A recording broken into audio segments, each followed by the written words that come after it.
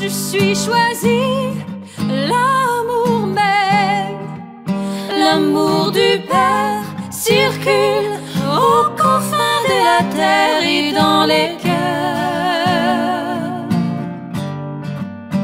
et dans mon cœur, parce que l'amour même, je deviens l'amour, parce que l'amour même, je deviens l'amour.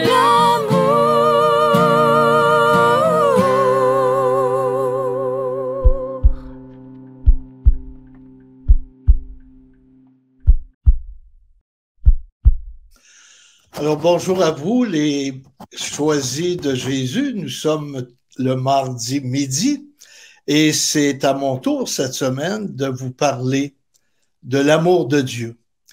Nous sommes au numéro 20 et probablement que ça prendra un autre mardi pour le compléter, tellement cette partie est riche.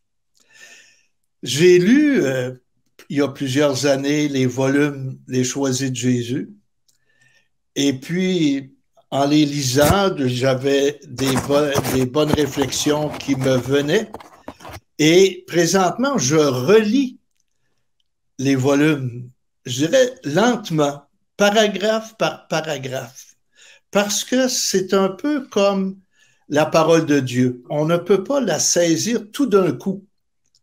Il faut la reprendre. Il faut, je dirais, la ruminer pour que cette parole pénètre en nous et devienne aussi une source pour qu'à la suite, eh bien, on puisse la partager avec les autres.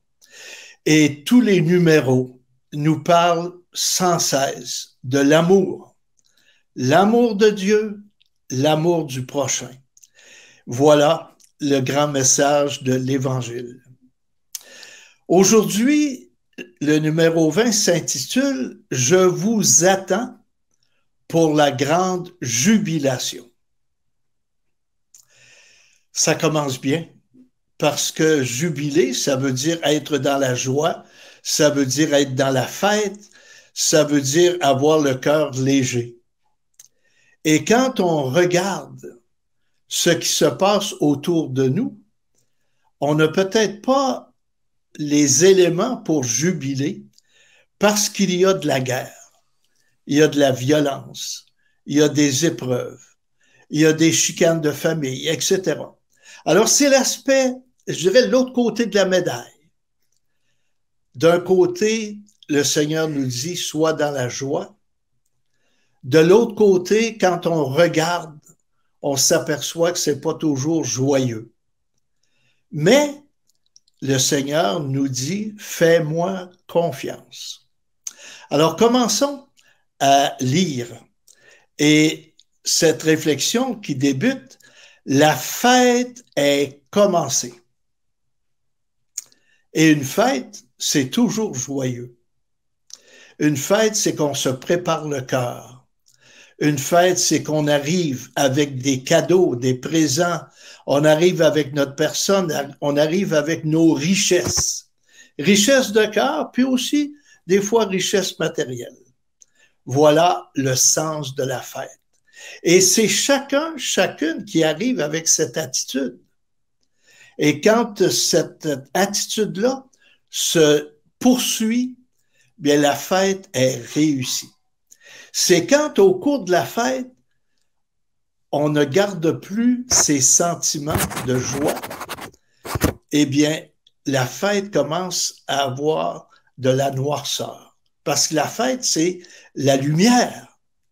Mais il faut faire attention parce que les ténèbres ne sont pas loin dans le monde, dans nos vies. Alors, la fête est commencée. Ça veut dire que chacun est arrivé et chacun apporte sa part. Il n'y a personne à l'intérieur d'une fête qui n'est pas important. Et souvent, on prend la peine de leur envoyer un appel téléphonique ou encore une invitation écrite. Je t'invite à la fête. je t'invite à la célébration. Alors, les personnes sont là. Alors, quand on dit la fête est commencée, ça veut dire que toi aussi, aujourd'hui, qui écoutes, tu viens d'entendre l'appel. Tu es invité. Est-ce que tu vas répondre? Et c'est indiqué, dépêchez-vous, Seigneur Jésus. Je suis votre tout petit qui veut se laisser guider par vous. Alors, celui qui est invité dit, bien Seigneur, dépêche-toi à venir mettre en moi la joie de la fête. Dépêche-toi parce que j'ai confiance en toi et c'est toi qui vas être au cœur de cette fête. Et quand c'est Jésus qui est au cœur d'une fête, ça risque de bien fonctionner quand on garde les yeux rivés sur lui. Faites de moi, Seigneur Jésus, ce que vous voulez, comme vous le voulez, quand vous le voulez, parce que je vous aime. Alors, c'est cette attitude de liberté. Seigneur, je suis devant toi comme une pâte. Dans les garderies, c'est intéressant de voir les enfants avec de la pâte. Ils aiment ça parce qu'ils peuvent manipuler la pâte, ils peuvent faire des dessins avec la pâte. Et aujourd'hui, eh bien, dans sa prière, Léandre dit, Seigneur, je suis la pâte. Viens me façonner comme tu le veux, quand tu veux et pour ce que tu veux. Je suis disponible. Alors, ce matin, ce midi ou ce soir, pour certains parmi vous, est-ce que on est dans cette attitude, Seigneur, je suis devant toi et je veux me laisser façonner? On a une réponse à donner.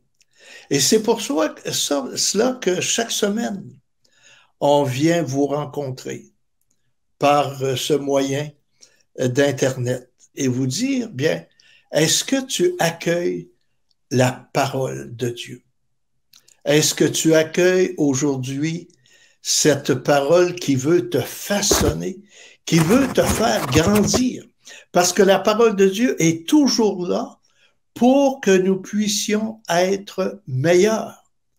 Et surtout, étant meilleurs, de devenir des témoins audacieux. C'est-à-dire qu'on n'a pas peur. On est rempli de la présence de Dieu et on veut la partager. Pourquoi? Parce que lui seul peut assurer le succès de la fête. La réponse à cette attitude, mon tout petit, est-ce que ça me dérange de me faire appeler mon tout petit ou ma toute petite? Parce que des fois, on prend ça d'une façon négative. Mais devant Dieu, c'est une autre attitude. C'est qu'on est en présence de la grandeur de Dieu, la sainteté de Dieu, de tout ce qui nous dépasse. Et en retour, on reconnaît que tout vient de lui. Donc, je suis petit, je suis les mains tendues parce que je sais que c'est lui qui va tout me donner. Donc, on n'a pas à désespérer en disant « Je suis le tout petit de Dieu, la toute petite de Dieu. » Et il continue « J'aime te voir petit pour te prendre dans mes bras. » Arrêtons-nous ici.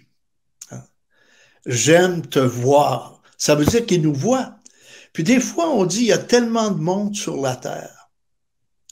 Est-ce que Dieu a le temps de penser à moi? Tu sais, on va jusque-là. Et pourtant, laissons Dieu être Dieu. Parce qu'il peut, lui, parce qu'il est Dieu, aimer chacune de nous d'un amour infini. À chaque instant, C'est pas qu'il aime un autre, là, ben, il vient m'aimer, puis après ça, il va en aimer un autre. Donc, s'il aime l'autre, je ne suis plus aimé. Non, non, non. À chaque instant, je suis aimé par Dieu, d'un amour infini. Et il avait dit à sœur Menendez, une Espagnole, tu aurais été la seule sur la terre et je serais venu encore mourir sur la croix, par amour pour toi. Sœur Josefa Menendez, une grande spirituelle dans les années 1920 en Espagne. Alors, Jésus était venu lui dire, regarde combien je t'aime. Puis, il y a des personnes qui écrivent leur vie pour raconter qu'ils ont été témoins de cet amour de Dieu. Pourquoi? Parce qu'ils veulent que chacun se sente aimé de Dieu, d'un amour infini. Et aujourd'hui, je te dis, Jésus serait venu pour toi mourir sur la croix. Pas juste pour sœur Josefa Menendez, il serait venu pour toi, parce qu'il t'aime. Alors, il veut nous prendre dans ses bras. Qu'est-ce qu'il y a de plus beau de voir une mère avec son enfant dans ses bras? Qu'est-ce qu'il y a de plus beau de voir une grand-mère prendre le petit enfant et le soulever puis le mettre sur son cœur? Bien, on est édifié par ça. On trouve ça beau parce que l'amour, c'est beau. Mais aujourd'hui, Jésus te dit à toi, parce que tu te fais tout petit, toute petite, je viens te prendre dans mes bras. Les bras de Dieu, les bras amoureux de Dieu.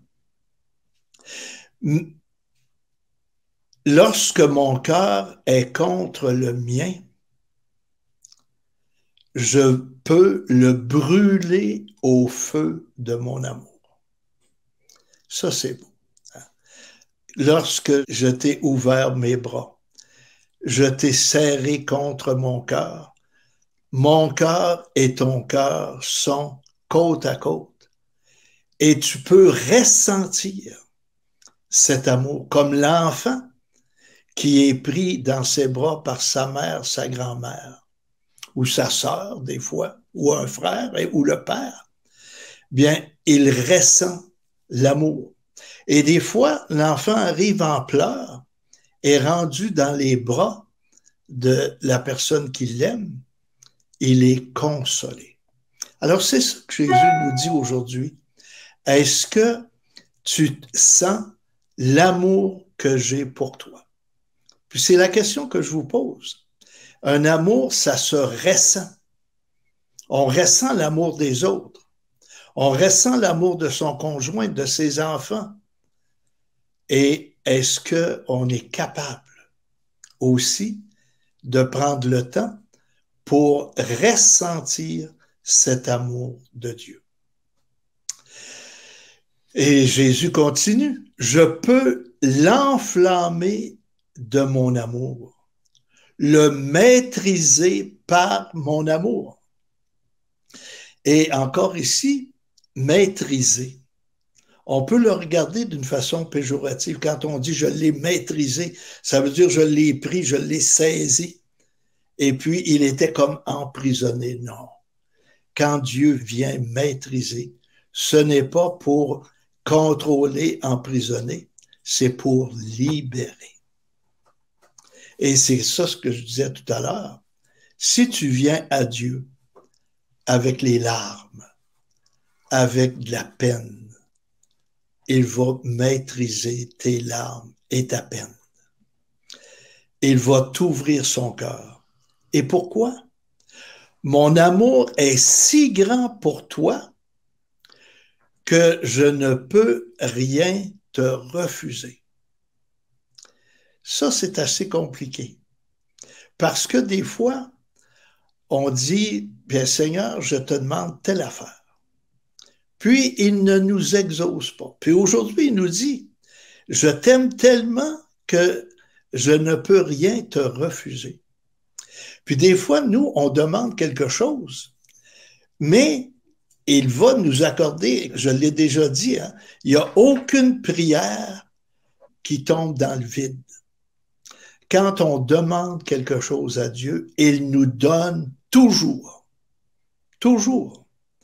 Et il va nous donner ce dont on a besoin pour vivre heureux, participer à la fête. Et des fois, on est tellement aveuglé par ce qu'on demande qu'on ne voit pas ce qu'il vient de nous donner. L'aveuglement. Alors, c'est pour ça qu'il faut dire, Seigneur, fais-moi voir ton amour.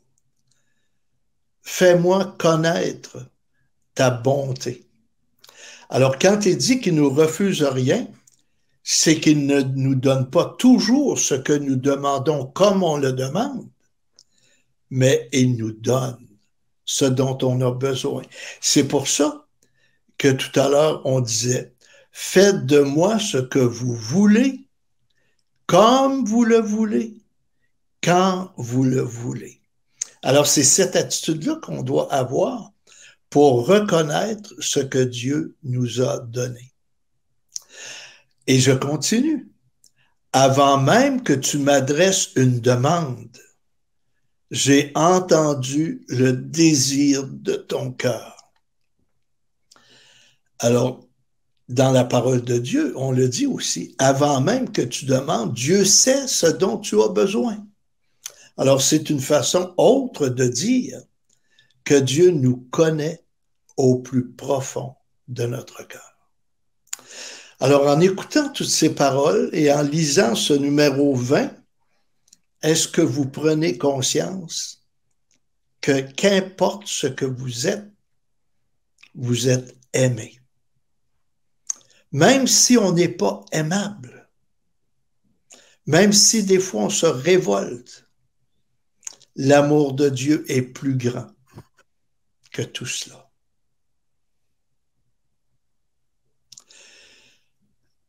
Je le fais mien et je te présente au Père, à ton Père et à notre Père. Jésus est en train de nous situer. Je sais ce dont tu as besoin et viens avec moi. Je le présente ce que tu veux et aussi je te présente au Père. Parce que je connais le Père, parce que le Père est en moi et moi je suis dans le Père. Viens me rencontrer et nous allons entrer ensemble dans le Père et qui est ton Père et qui est notre Père. Alors juste cette phrase-là, on a du temps à consacrer pour le méditer, le ruminer. Qui est Dieu? Il est mon Père. Il est le Père de Jésus. Il est notre Père. Et c'est pour ça que Jésus nous a dit, quand tu prieras, dis notre Père. Il n'a pas dit mon Père, non, parce qu'il vient avec moi et je suis avec lui pour qu'ensemble, on tourne les yeux vers le Père et qu'on le prie avec un cœur de fils, que je le prie avec un cœur de fils, comme Jésus prie son Père avec son cœur de fils. Alors, en nous présentant ensemble au Père, il nous accueille à bras ouverts dans son amour. L'accueil de Dieu. Et si Jésus, tout à l'heure, nous disait, j'ouvre les bras, le Père est celui qui ouvre les bras. J'avais composé un chant pour des funérailles et ça disait ceci,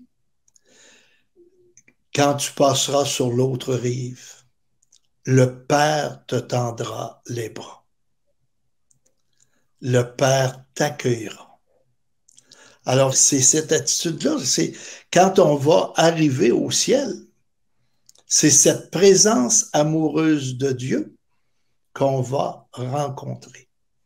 Quand tu passeras sur l'autre rive, quand tu quitteras cette terre, le Père de Jésus, mon Père, notre Père, va m'ouvrir les bras, me serrer sur son cœur, comme on vient de dire, me manifester son amour et transformer tout mon être. Je veux être avec toi. Alors, c'est ensemble qu'on va vers le Père, avec Jésus qu'on va vers le Père. Comme je suis avec mon Père, afin que tu puisses t'alimenter continuellement à notre amour. Il nous donne la nourriture dont on a besoin. Alors, c'est important, cette nourriture, la nourriture spirituelle. On est en train de se nourrir actuellement parce qu'on est tourné vers le Père. On est tourné vers Jésus. On a ouvert notre cœur à l'Esprit Saint. Alors, on reçoit la nourriture dont on a besoin. Alors, chers amis, cette nourriture, quand on y pense, c'est l'Eucharistie. Et dernièrement, il y a une dame qui disait à la résidence, « Vous ne me voyez pas à la messe, mais j'aime le bon Dieu, puis je le prie. » Ça, j'ai de la misère à comprendre ça. Tu sais, tu pries Dieu, et puis l'Eucharistie, c'est plus ou moins important, alors que c'est le cœur de notre foi. C'est le cœur. Alors, si tu n'as pas le cœur, comment veux-tu vivre? Alors, je vais dire à la madame, continuez de prier et il va vous amener à l'Eucharistie. Alors, la prière nous mène nécessairement à l'Eucharistie.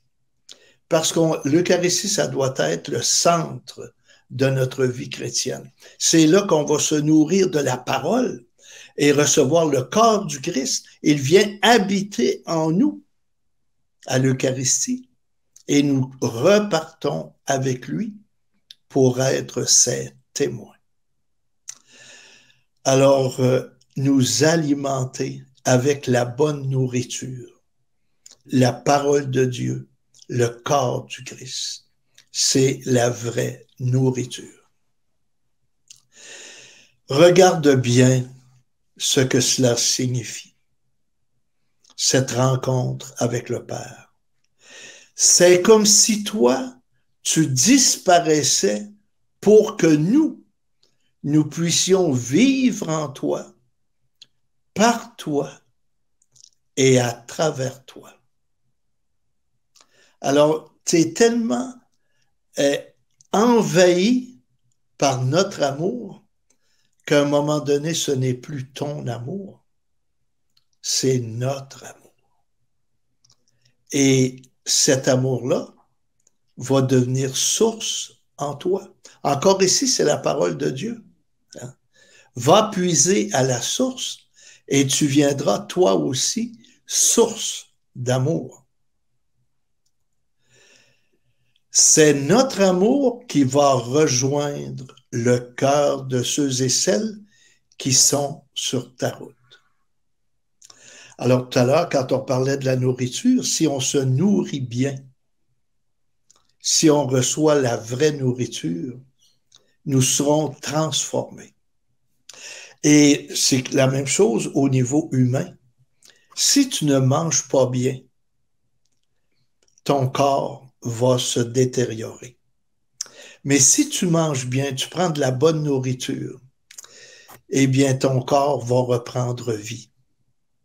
Bien, aujourd'hui, dans les choisis de Jésus, on te demande, est-ce que tu prends la bonne nourriture?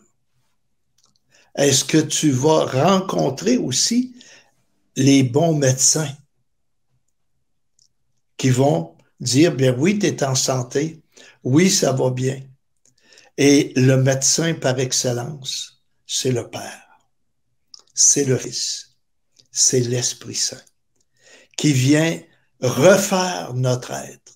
C'est pour ça qu'il dit, ce n'est plus ton amour qui va demeurer, mais c'est notre amour qui va demeurer en toi. On va faire en toi notre demeure. Et quand Dieu demeure en nous, il vient donner à notre vie une autre dimension. Comme Saint Paul qui dit, ce n'est plus moi qui vis, c'est le Christ qui vit en moi. Alors, chers amis, aujourd'hui, on va arrêter ici le numéro 20. La semaine prochaine, on va continuer. Pourquoi? Parce qu'il y a encore des belles choses à découvrir sur cet abandon. N'oublions pas, au début, on a commencé par dire, la fête est commencée. Même si autour de nous, il y a des choses négatives, nous sommes en fête. Pourquoi? Parce que Dieu est avec nous. Je rencontrais, je ne sais pas si je l'avais dit la semaine dernière, une dame qui avait de la misère à marcher, l'arthrite, l'arthrose, et puis elle était avec sa marchette. Et j'ai dit à la madame, c'est pénible pour vous aujourd'hui, hein? J'avais de la sympathie, tu sais, je trouvais qu'elle faisait de beaux efforts. Et elle me dit, il y en a des pires que moi. Ça, je retiens ça. Parce que ça vient nourrir ma journée aussi. Ça veut dire, arrête de te plaindre. Hein? Ça veut dire aussi, regarde ce que tu as. Et cette dame a un beau cœur et une sérénité. Et pour elle, la fête est commencée. Même si elle ressent dans son corps des grandes difficultés. Elle a une présence qui la réconforte. Alors, chers amis, prenons conscience aujourd'hui de cet amour que Dieu a pour chacun, chacune de nous, que Dieu a pour toi. Il t'aime, toi, où tu es et comme tu es. Mais il veut que tu grandisses, que tu avances.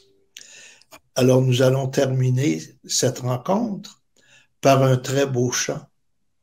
Ouvre ton cœur à l'amour. Et si tu ouvres ton cœur à l'amour, il va venir te transformer.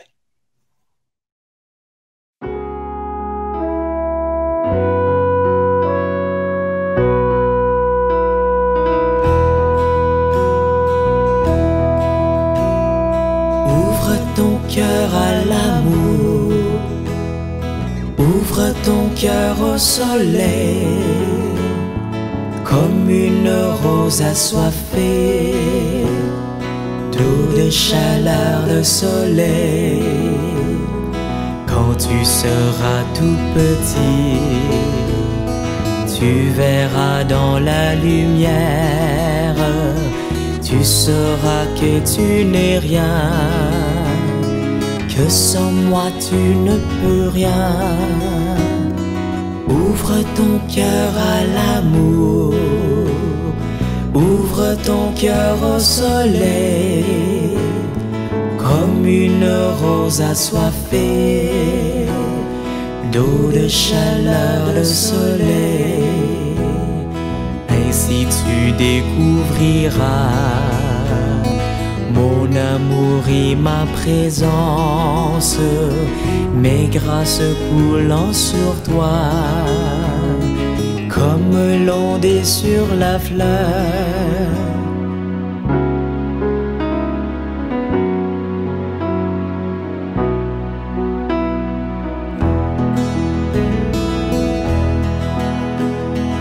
Ouvre ton cœur à l'amour, ouvre ton cœur au soleil, comme une rose assoiffée d'eau, de chaleur, de soleil. Moi je suis le jardinier, éperdu de chaque rose. Ton cœur est fragile fleur, s'ouvrant sans force ni heure.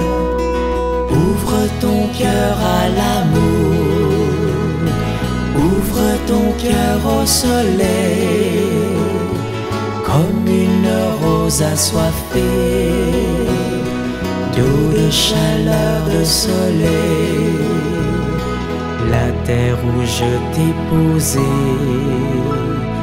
est pour toi la plus féconde. En disant oui à ta vie, ton cœur en moi s'ouvrira. Ouvre ton cœur à l'amour, ouvre ton cœur au soleil, comme une rose assoiffée d'eau, de chaleur, de soleil.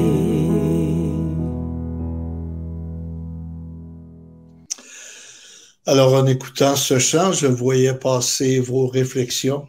Une, entre autres, qui disait « Être privé de l'Eucharistie, c'est pour moi une souffrance. » Une autre me dit « J'attends pour une opération d'une tumeur au cerveau et je m'abandonne à Dieu. » Alors, à vous qui subissez des souffrances, des contrariétés dans votre vie, aujourd'hui, le Seigneur vous dit « Je suis avec toi. Abandonne-moi, abandonne-toi à moi, et tu verras. » Alors, Seigneur, fais descendre ta bénédiction sur toutes les personnes qui écoutent cet enseignement. Toi qui es amour, viens renouveler leur amour. Toi qui es Père, accueille tes enfants et qu'ils ressentent ton amour infini. Et moi, à cause du pouvoir que le Seigneur m'a donné dans sa bonté, au nom de l'Église, je vous bénis au nom du Père et du Fils et du Saint-Esprit. Amen. Je vous souhaite une bonne semaine et à mardi prochain. Je suis choisi, l'amour même, l'amour du Père circule aux confins de la terre et dans les cœurs et dans mon cœur, parce que l'amour m'aime, je deviens